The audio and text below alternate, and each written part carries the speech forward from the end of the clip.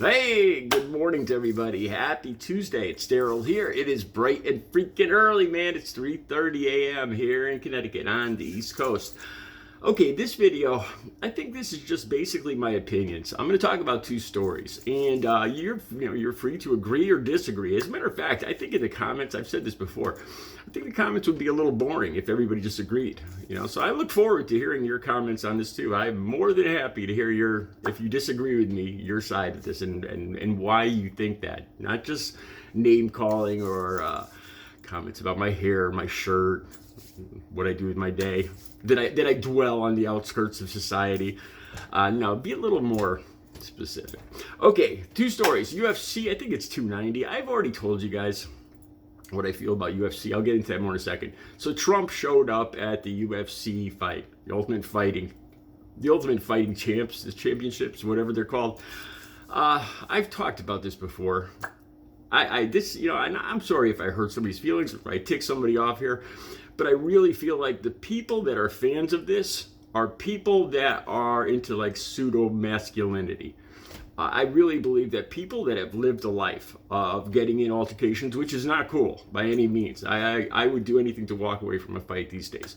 But people that have actually thrown punches and been punched and been in knocked down, drag out, tooth knocking out, broken face, broken nose, broken arm kind of altercations, don't watch this crap.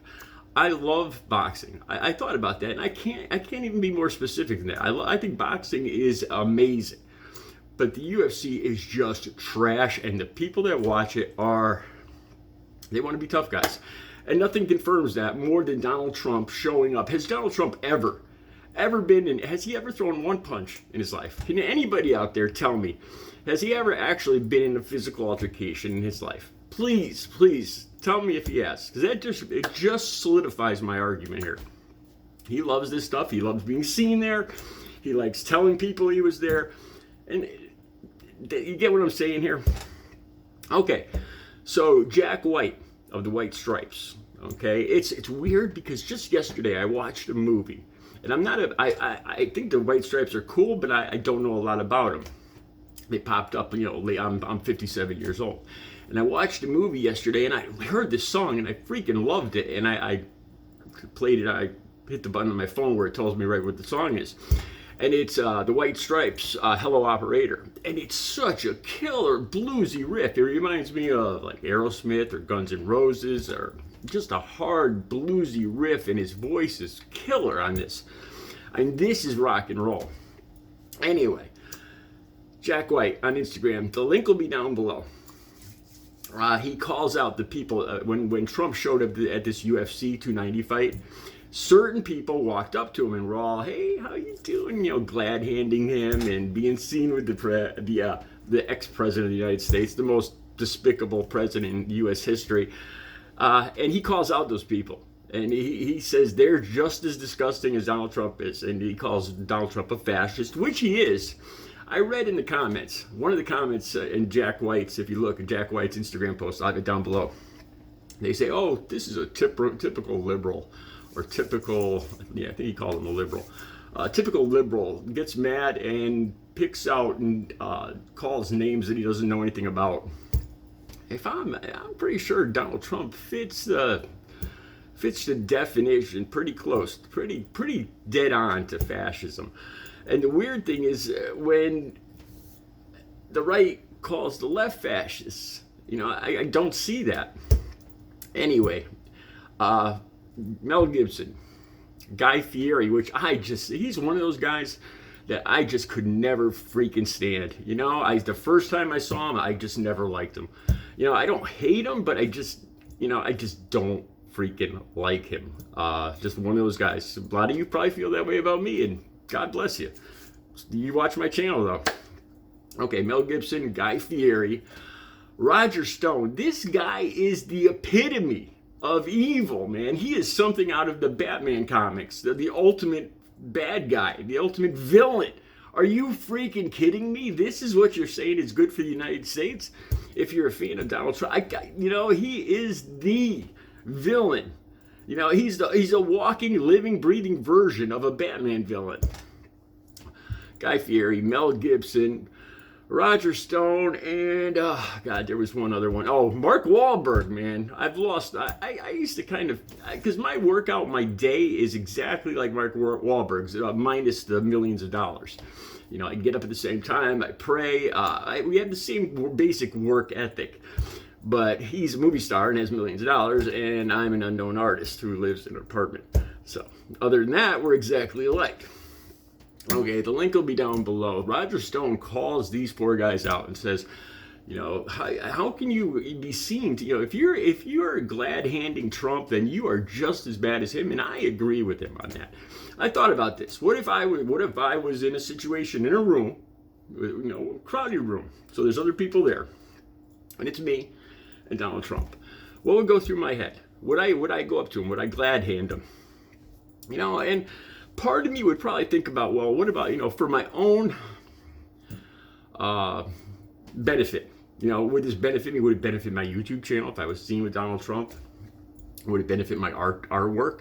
And I'll be honest, that would go through my head, but I couldn't. I could not do that. You know, I think I'd actually be worried about going up to him and just going off and just calling him a freaking pig, the worst thing for the United States I'd ever seen. That's probably more likely what I would do. But I'll be honest, you know, it would go through my head, you know, the benefits of glad handing him like these four did.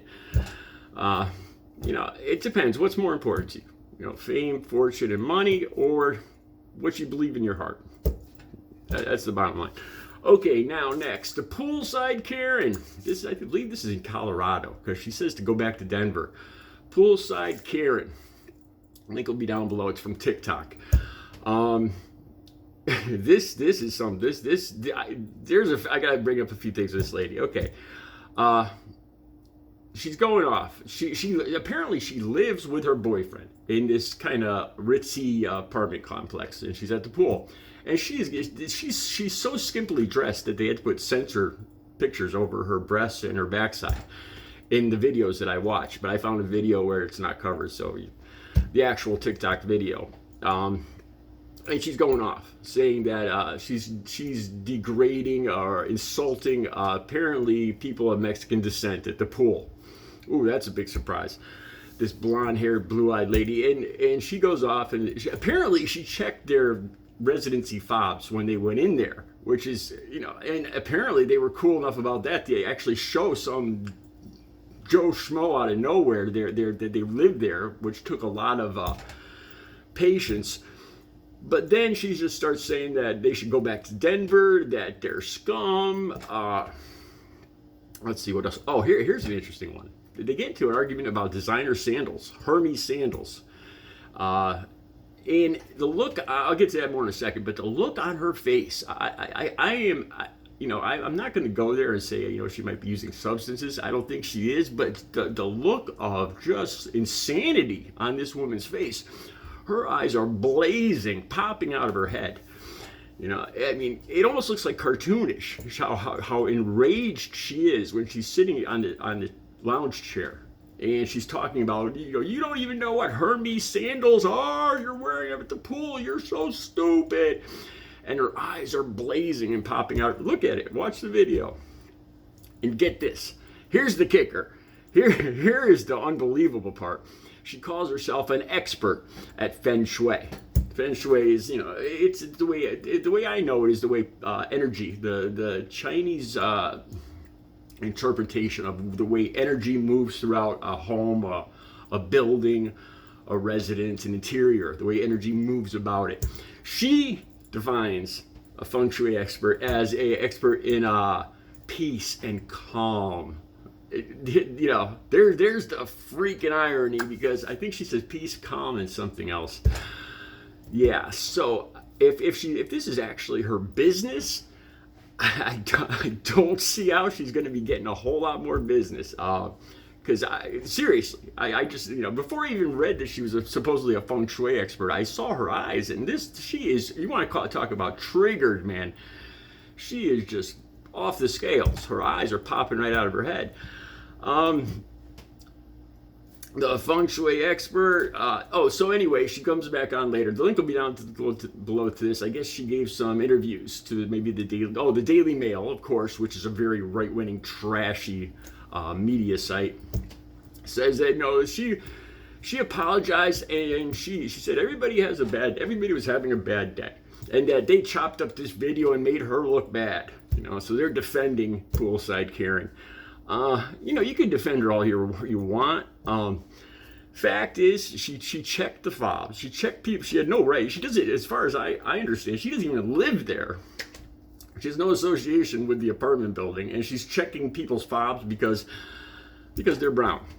And then, the whole rant about the thing that amazes me even more than the racism is this just triggered, eyes bulging supposed feng shui expert on peace and calm.